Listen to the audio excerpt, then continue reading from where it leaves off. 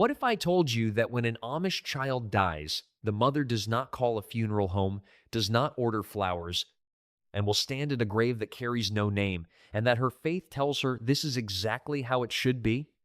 Word spreads. There is no phone call in the modern sense. Word of a child's death moves through an Amish community the way it always has, one neighbor telling the next, a message left at the phone shanty at the end of the lane, a buggy arriving earlier than expected. Within hours, the entire district knows. Nobody needs instructions. The community has buried its children before, in every generation, and the response is the same each time. People come, chores are taken over, and the family is never left alone. Death arrives. In an Amish home, death is not removed from daily life the way it is in most modern households. Children grow up watching animals die on the farm, attending funerals of grandparents from a young age, sitting beside open caskets before they fully understand what they are seeing. Death is treated as a natural passage, the last act of a life lived under God. When a child dies, the body does not leave the home to be processed elsewhere and returned later. It stays. The family gathers around it. The grief begins in the same rooms where the child slept and ate, which is both harder and, in ways outsiders rarely understand, more honest than the distance most modern families keep from death. Her hands. In most Amish communities, it is the women of the family, led by the mother, who wash and dress the body of a child who has died. A non-Amish undertaker may be called to embalm the body, as required in some states, but cosmetic improvements are refused. No makeup, no attempt to restore a living appearance. The body is returned to the home as it is, and from that point, it belongs to the family entirely. The mother, along with sisters or close female relatives, dresses the child in white. White is the color of Amish burial, chosen because it symbolizes purity and the belief that a child who dies before making adult choices is taken directly by God. For a mother, this task, washing and clothing the body of her own child with her own hands, is not presented to her as optional or unusual. It is what Amish mothers have always done. Whether it breaks her open or steadies her depends entirely on the woman, and most will never say which it was. Front room. For 2 days before the funeral, the child lies in an open casket in the front room of the family home. This is not considered unusual or morbid within the community. It is the expected and proper way. Friends, relatives, and church members arrive in a steady stream from the first day, filing past the casket, speaking quietly to the family, and sitting with them in the particular kind of silence that close communities have learned to offer without being taught. Some travel considerable distances, since Amish families are often spread across multiple counties and states, and the death of a child draws people who would not come for lesser occasions. The mother receives them all. She stands or sits near the casket for much of those 2 days, accepting condolences, answering the quiet questions of children who come with their parents, and peer at the small body with the honest curiosity of the young. She does not have the option of stepping away to grieve privately while someone else manages the room. She is the room. This is her child, her home, and her community, and the expectation, unspoken but absolute, is that she will remain present for all of it. Hand-built. Somewhere in the community, while the mother stands in the front room receiving neighbors, a man is building the casket. Amish caskets are not purchased from a funeral catalog. They are made by hand, from simple plywood or plain hardwood, by someone in the community who has the skills and the willingness to do it. There are no handles, no padding, no decorative hardware. The inside may be lined with plain white fabric, nothing more. For a child's casket, the dimensions are small enough that the builder must work carefully, measuring twice, cutting with the awareness that what he is making will hold someone's child. Some communities have a designated person who builds caskets whenever the need arises. In others, a neighbor simply takes on the task without being asked. The casket is delivered to the home quietly and placed in the front room before the viewing begins. It costs the family nothing. It is a gift of labor, given in the only way Amish communities know how, with hands, without fanfare, and without expecting acknowledgement. The simplicity of it is not poverty. It is theology made physical. No body, however beloved, deserves more ornamentation than another. 500. The funeral service is held on the third day in the family's home, barn, or a neighboring shop large enough to accommodate the crowd. And the crowd is large. An Amish child's funeral can draw 300, 400, even 500 people, because in a community where every family knows every other family across multiple districts, a child's death is felt collectively, not privately. Benches are arranged in rows. The service is conducted entirely in Pennsylvania Dutch, the old language, and lasts roughly an hour and a half. 2 ministers preach. There are no eulogies in the English sense, no slideshow of photographs, no personalized tribute built around the child's specific life.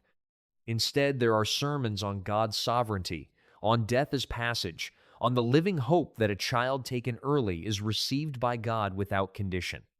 There are no flowers, no decorations of any kind, no music beyond the slow, unaccompanied singing of hymns that the community has sung at every funeral for generations. The absence of adornment is not an absence of love.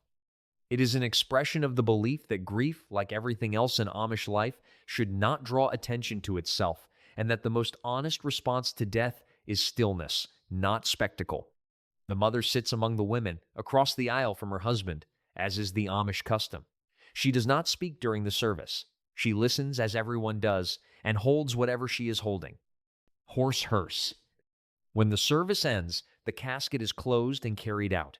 A large black carriage, pulled by horses, serves as the hearse. This is not a rented vehicle or a hired service. It belongs to the community. The procession that follows it to the cemetery is made up of other carriages, stretching back in a long line of black that moves slowly along the road at the pace of horses rather than machines. There are no police escorts, no hazard lights, no hurry. The pace is deliberate because it has always been deliberate, because a child deserves to travel to their resting place at the speed of the living world rather than the modern one. For the mother, riding in a carriage behind the hearse that carries her child, this journey is one of the longest and shortest of her life simultaneously. The familiar fields and fence posts passing outside the carriage window, the sound of hooves on the road, the particular quality of Amish silence, which is never truly empty because it is always filled with the presence of the people sitting beside her, which on this day means her husband, her surviving children, and the unspoken weight of a grief that no pace, fast or slow, can outrun. She does not look away from the road ahead. There is nowhere else to look. Neighbors dig. The grave has already been dug by the time the procession arrives. This too is not contracted out. Community members, men from the district, dug it by hand in the days before the funeral. A hand-dug grave in hard ground is hours of physical labor, and it is offered without question, without ceremony, and without expecting anything in return. It is simply what is done. At the graveside, a final prayer is given by the preacher. Then the casket is lowered by ropes held by 4 pallbearers, close family members or trusted neighbors, who lower it slowly and steadily into the ground. What happens next is the part that shakes outsiders most when they witness it for the first time. The family takes turns throwing sods of earth onto the casket. Then the pallbearers and community men fill the grave entirely with spades, while the mourners stand and watch in silence until it is done. There is no leaving before the grave is closed. There is no delegating this task to groundskeepers who will finish it after everyone has gone. The mother stands at the edge of that grave and watches her child's casket disappear under the earth, shovelful by shovelful, until the ground is level again and the task is complete. It is the hardest kind of honest. It is also, in the Amish understanding, the only right way to say goodbye. There is no softening of this moment for anyone present, including the mother. The community believes that softening it would be its own kind of dishonesty. No name. The grave of an Amish child is marked simply, a small flat stone, or sometimes no stone at all. In the most conservative communities, children's graves are left unmarked, with the cemetery elder maintaining a handwritten map to identify each plot. Where a stone is used, it carries the most minimal information: a name, a birth date, a death date, and the age calculated in years, months, and days. no epitaph, no carved image. No verse chosen by the family to define how they want the child remembered. The plot itself is kept bare. No flowers are planted around it, no personal items left behind, no colorful decorations that might distinguish one grave from another. This plainness is not neglect, and it is not indifference. It is one of the most deliberate expressions of Amish theology in physical form. In death, as in life, no individual is elevated above the community. A bishop's grave looks the same as a child's grave. A grandmother who raised 12 children lies under the same kind of stone as a 2-year-old who never had the chance to grow up. The earth receives everyone equally, and the marker above them reflects that equality without exception. For the mother standing at that plain flat stone in the weeks and months after the burial, this sameness can feel either like comfort or like erasure, and sometimes like both on the same afternoon. She knows exactly where her child is. She does not need a name carved in stone to find the right grave. She will find it the same way she found everything else in her child's life, by heart, carried inward. After the burial, the community gathers at the family home for a shared meal.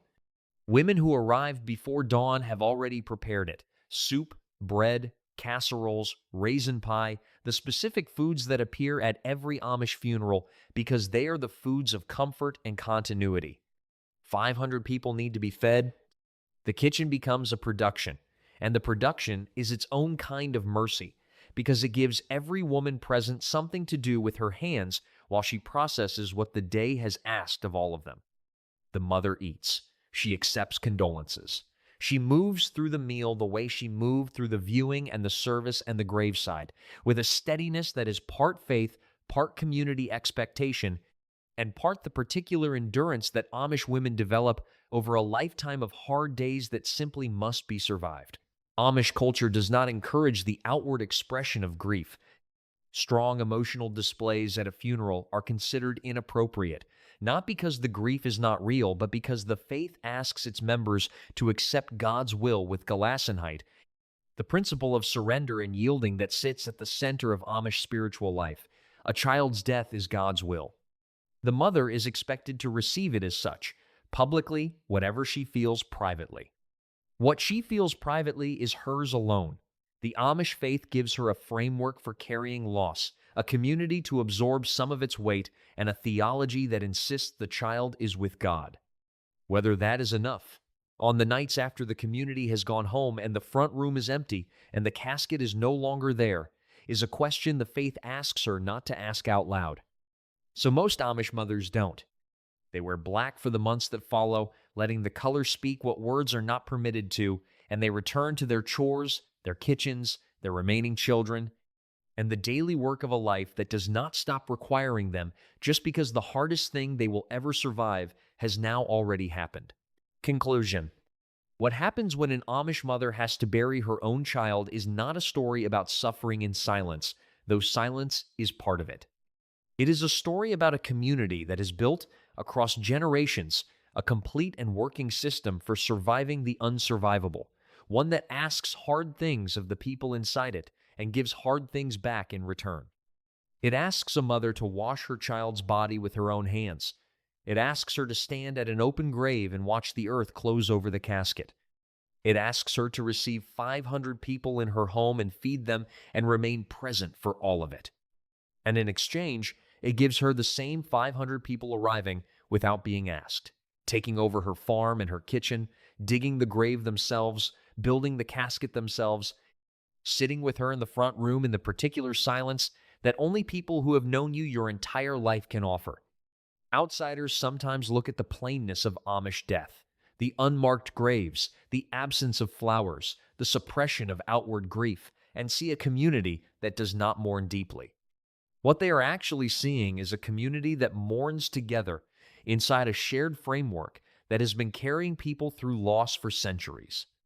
The mother in the black dress standing at the plain flat stone knows exactly what is beneath it and exactly who put it there. She knows the names of the men who dug the grave and built the casket.